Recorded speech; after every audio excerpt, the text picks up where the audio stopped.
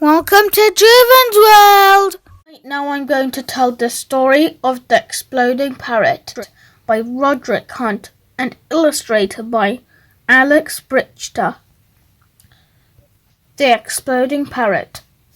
Chapter 1. Mr. Gray got out of his digger. He scratched his head. "Hey Pete," he called. "Come look at this." The other man came across. "I've just dug it up," said Mr. Gray. "What do you think it is?" It lay on an old pile of dirt and old bricks. It was big and heavy. It looked like a big tube. Had a pointed end. It was made of metal, but it was rusty and caked with mud. Pete touched it with his foot. It rocked gently from side to side. Mr. Gray pushed away from dirt and broken bricks. "Look," he said, "there are fins on this end." The object slid off the bricks and rolled over. Then it began to tick like a clock. Mr. Gray's face went white. "Run for it, quick," he said. "It's a bomb!" Chapter 2. The phone rang. Mr. Saffrey picked it up. "Hello," he said. "This is Wolf Hill School." A voice spoke. Mr. Saffrey listened. "A bomb?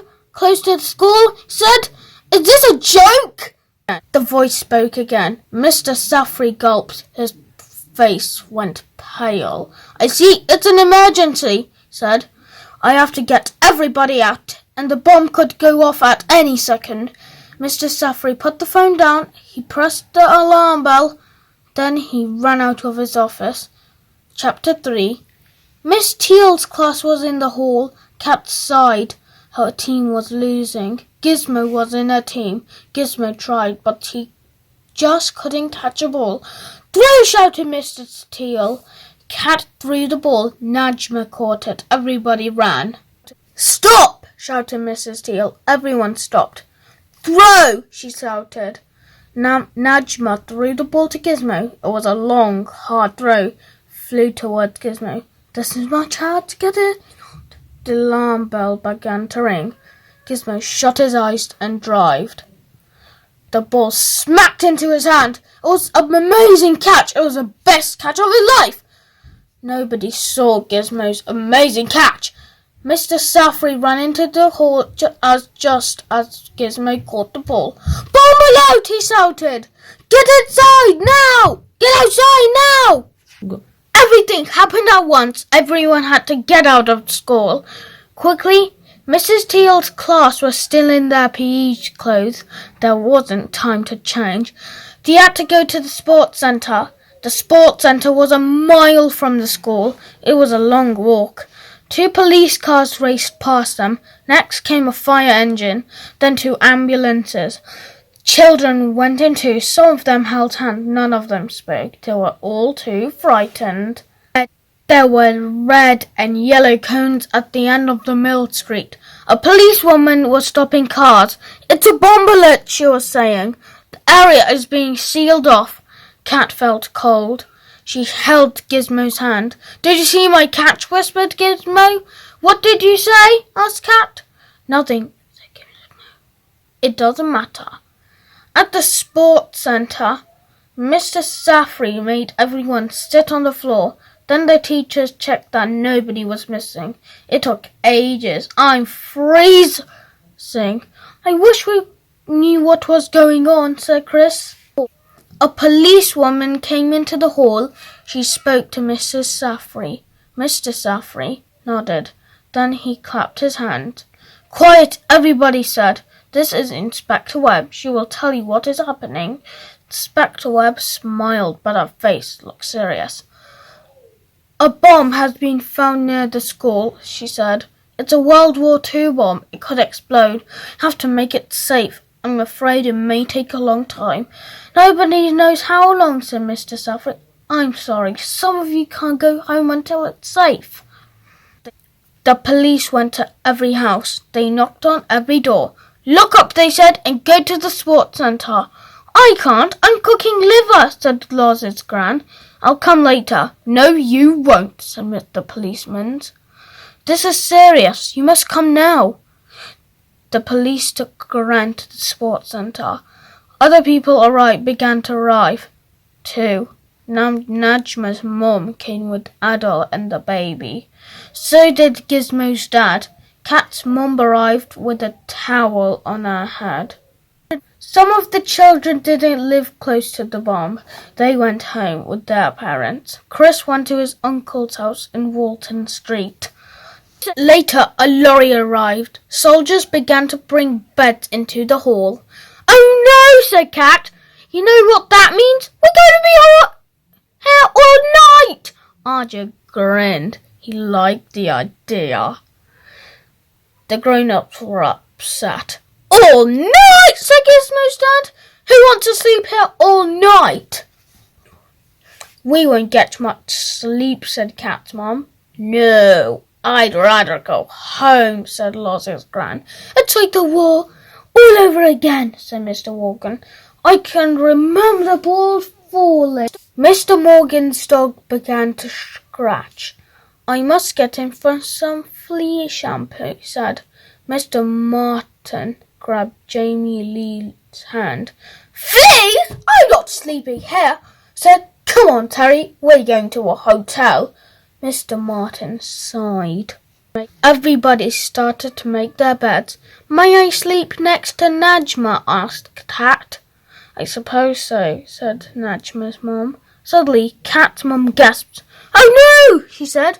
"Just remembered something." "What?" asked Kat.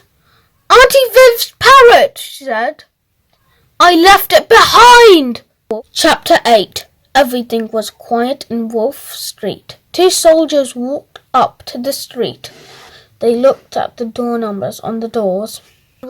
"This is it," said one of the soldiers. "Number 12.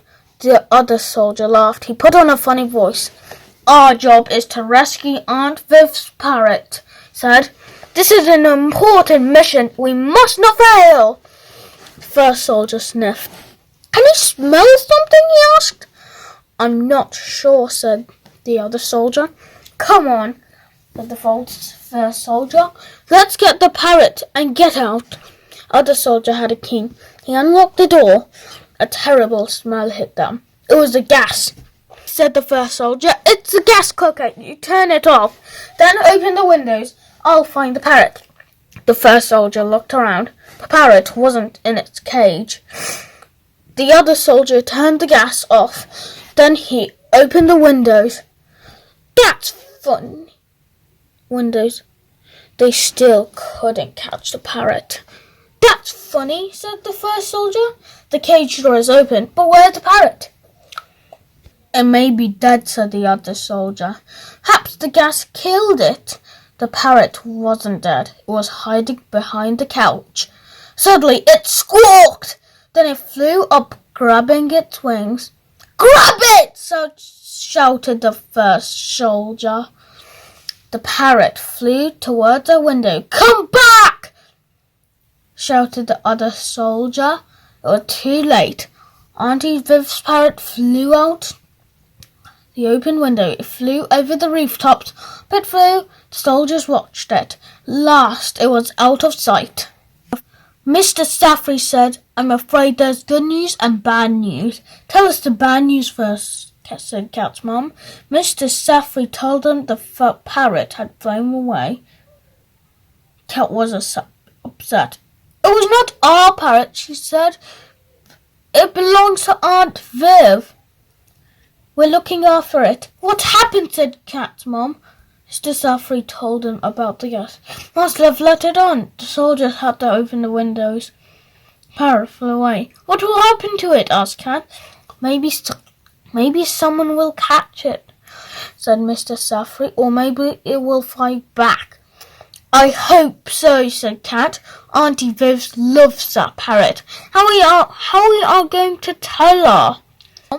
"What's the good news?" asked Kat's mum. "Well," said Mr. Saffrey, "you've left the gas on. At least your house didn't blow up." Chapter 11 and page 35. "Phew," said Captain Jones. "So far so good." Captain Jones hated bombs. "I can't think why I do this job." "You like the danger," said Corporal Smith. Captain Jones looked at the bomb. This is a tricky bit, he said. Pass me those clippers.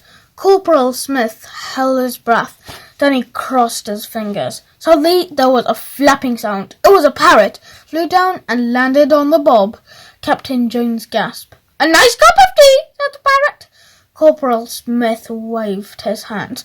Shoo! Shoo! Go away, he said. It didn't want to fly away. It put its head on one side. Give us a kiss, it said. Chapter 12 and page 39. It was late at night. People were sitting on the beds. Only the very small children were asleep. Kat and Najma were still talking. Kat's mum said, It's midnight. I think you should go to bed. You'll be tired. We'll never sleep, said Kat. Suddenly the doors of the hall opened. Inspector Webb came in with Captain Jones and Corporal Smith. Soldiers were covered in mud. Good news, everyone, said Inspector Webb. She grinned at the soldiers. Thanks, the bomb is safe. Thanks to these two, you can all go home. Everyone cheered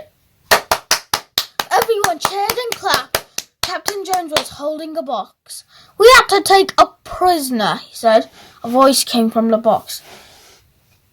Oi, give us a kiss, said. Chapter 13. There were pictures in all the newspapers. They showed Auntie Viv's parrot sitting on the bomb. Another showed it on Corporal Smith's shoulder. One said, Bomb disposal team, get the bird. Parrot in bomb drama. That's another said. The newspapers told how the parrot landed on the bomb. It was a tricky moment, said Captain Jones. Defusing a bomb with a tame parrot on it is not easy. It was a good job the bomb didn't explode. It would have made a real mess of that parrot. Auntie Viv's parrot was famous. Reporters came into Kat's house. They all wanted to talk to Kat's mom. One of them even wanted to interview the parrot. Don't know what Auntie Viv is going to say, said Kat. Kat was with Loz, Andy and Gizmo. They were working in the computer room. They were writing a story for the class newspaper. What can we write about? Asked Loz. How about the bomb? Said Andy. We've done that before, said Kat. Write about your Aunt Viv's parrot, said Gizmo. But I want something different, said Kat. Write the story as if you were the parrot, said Jasted. Brilliant, said Kat. What's the next we'll do? That's what we'll do. She began with My Adventure by Nelson the Parrot. I am a parrot who loves exploring, Loz laughed. You made a mistake, Kat. Look. Kat had typed, I am a parrot who loves exploding. The Exploding Parrot, said Andy. I like that. It's a great title for the story. The end. Exploding Parrot, Wolf Hill, Level 2. What happens when a bomb is found near Wolf Hill School and Auntie Viv's parrot goes missing? Thank you for watching. Please like, share and subscribe.